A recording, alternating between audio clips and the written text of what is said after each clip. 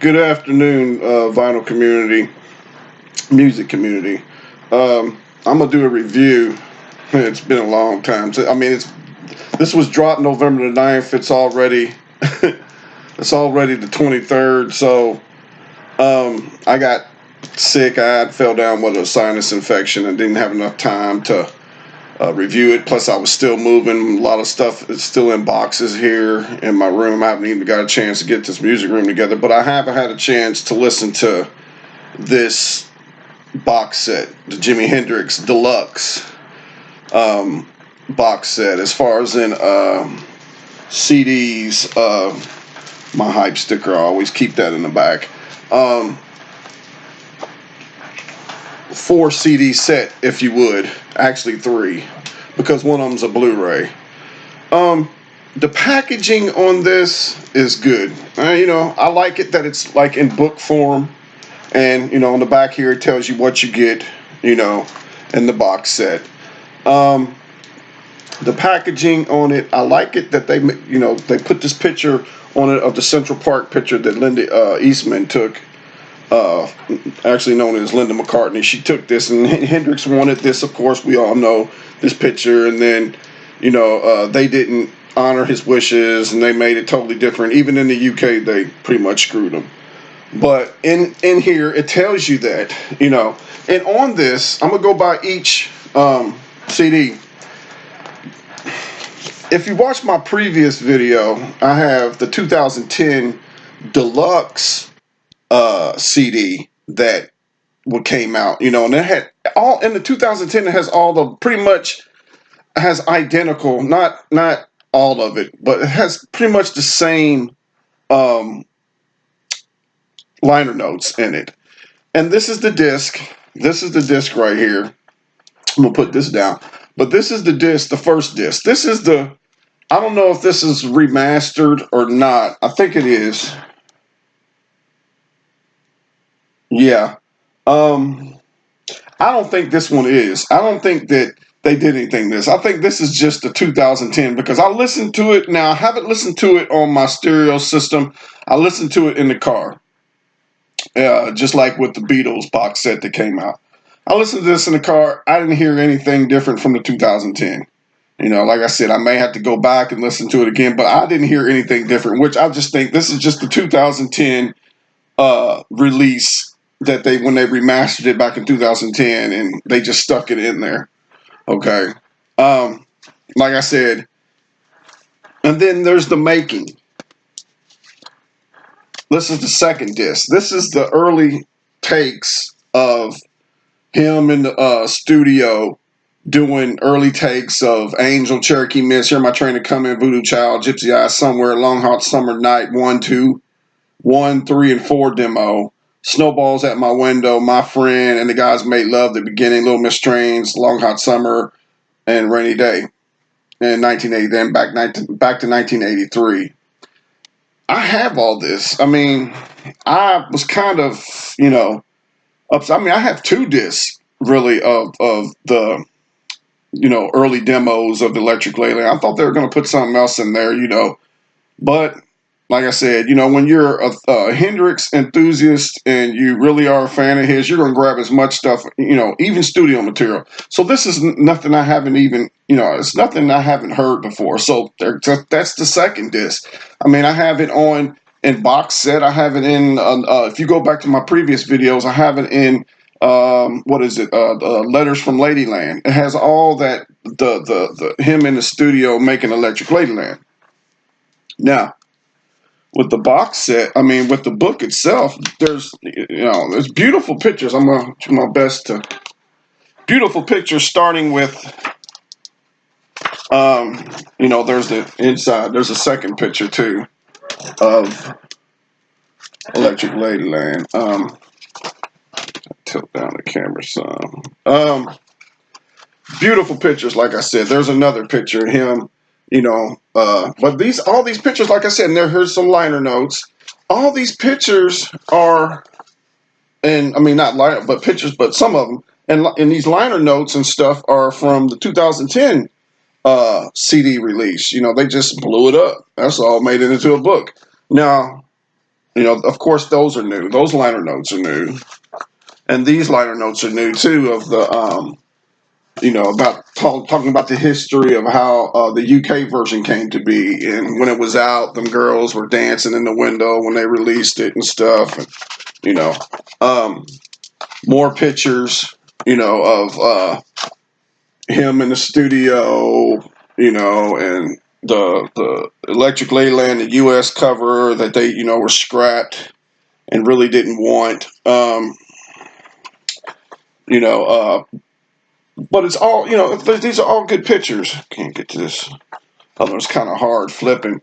But, you know, these are all good pictures in this book. They're good pictures. I'm not going to flip through all of it because, you know, for those who haven't gotten it yet, you know, but, you know, the liner notes are good. I've read, you know, all of it, and the liner notes are good.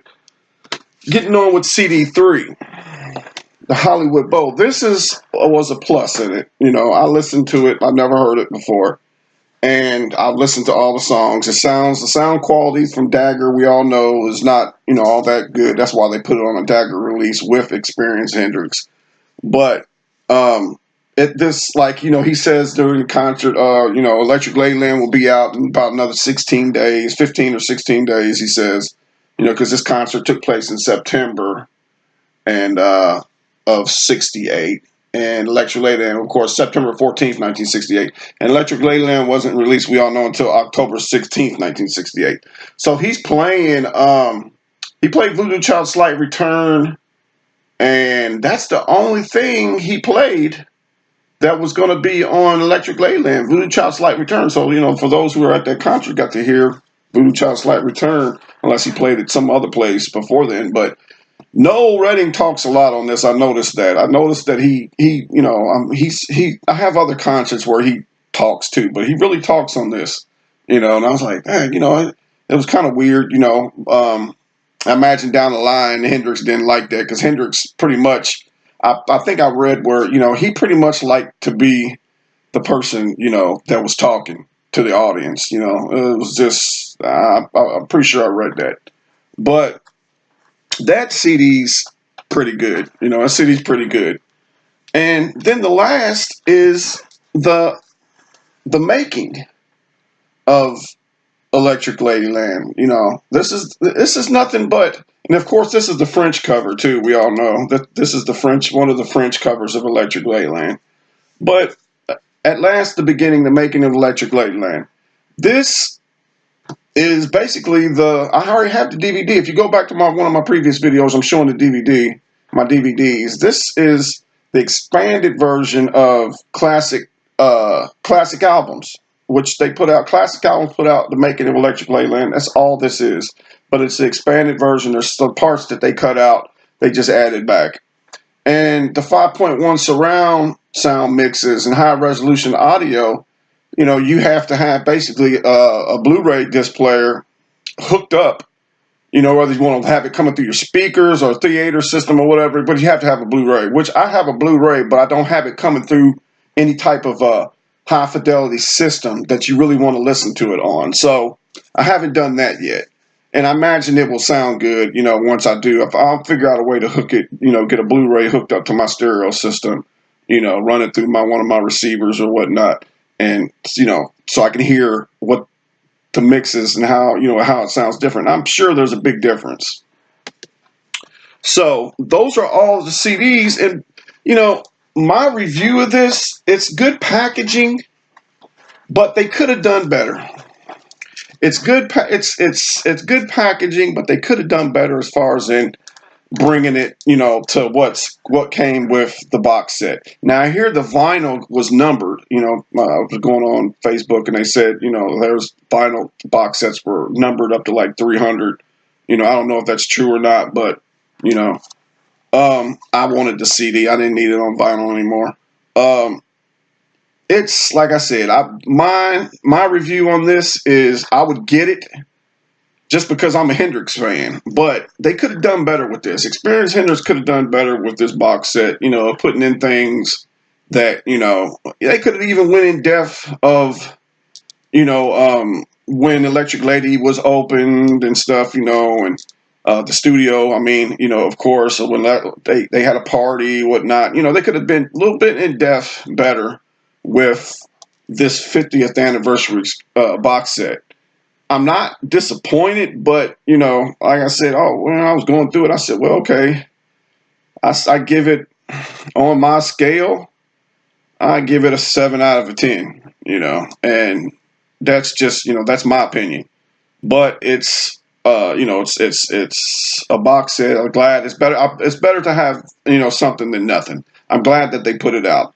But that's my review on it. And go out and get it. I mean, like Guy said, in the Analog Planet said this. He said this about the Beatles box sets.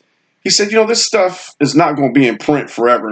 People debate that. Oh, it's always going to be in print. That stuff is mass produced, and then, I know a few things that they stopped. It's hard to get the Beatles in mono and vinyl now. I think they stopped printing that.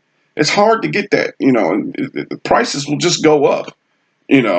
Now stereo, you can get that all day, which that was the first thing I got. I know it's off topic, but hey, I'm just giving you an example. This stuff, you never know. It's like I remember when the long boxes were out. When the long box CDs were out, they don't make those no more. Of course it's they wanted to make it compact, but I threw away a lot of my long boxes. Wish I would have kept them, but like I said, I give this a 7 out of 10. Maybe it may change. Once I hear the Blu-ray disc, I may bring it up back to an 8, but I haven't heard that yet. So it is what it is. So thank you for watching. If you hit my subscribe button, I'm doing start making more videos. Once I get a little bit more settled, and I'll start doing more reviews and stuff. So like I said, thank you for watching. Hit the subscribe button and like button, and have a nice day.